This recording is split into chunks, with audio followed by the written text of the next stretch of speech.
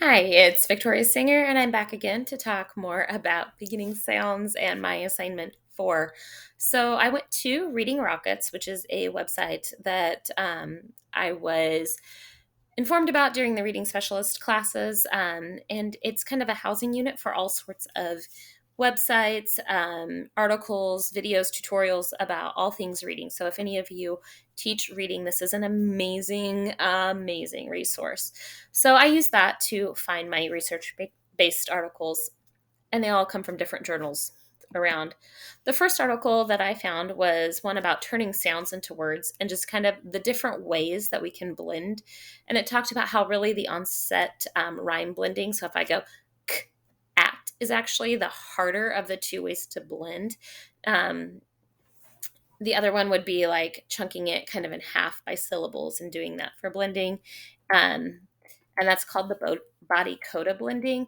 And so it kind of made me step back and think about why um, I chose to do the onset rhyme and what that means. I also was thinking about the fact I thought this one was great because it talked about that the reason that this is so hard is because it is it is not a skill that is taught by parents. It's not something that we just learn innately, and it's not one the parents spend a lot of time teaching. When kids are learning to talk and learning to interact, we talk about the meaning of the word. So when they start to say mom, they aren't thinking about the sounds that make up the word mom. They're thinking about who it is and who it refers to. So having to kind of like teach them to think in another way is really just kind of it made me understand the why behind why we are starting to see so many kids with this deficiency. The next article that I went to was one all about the phonemic awareness in young children. So the onset rhyme would fall under the umbrella of phonemic awareness. So it's part of the phonological awareness, like big overarching element of reading, which is basically foundational skills, playing with words, breaking them apart by sound. Um, and basically, we're just missing a lot of the play, is what this article is talking about.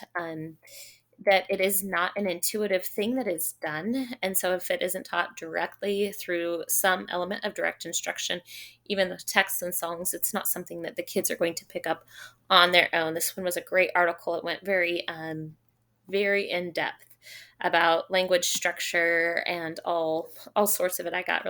I was really intrigued by it. And then the last article that I read was one. It just was called Phonological and Phonemic Awareness. It was pretty simple, and it just kind of went over what they were, and it broke them apart into what they are and what the next steps are. It has some great graphics in it about the progression, and so I realized that I really need to also be working on syllabication, like breaking things apart into syllables, because that actually would come before onset and rhyme.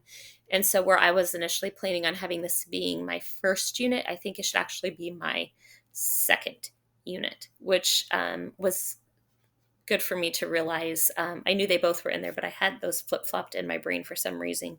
So, very impactful. There also is a great video that is just fully explaining what they are and how they are different. These ideas are different than phonics, but also very interrelated.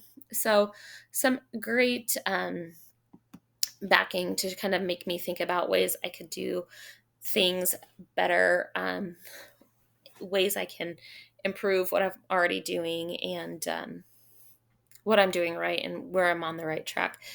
Um, if you have any questions, then feel free to let me know. Otherwise, I hope that you have gained some resources and some information on some foundational reading instruction. Thank you.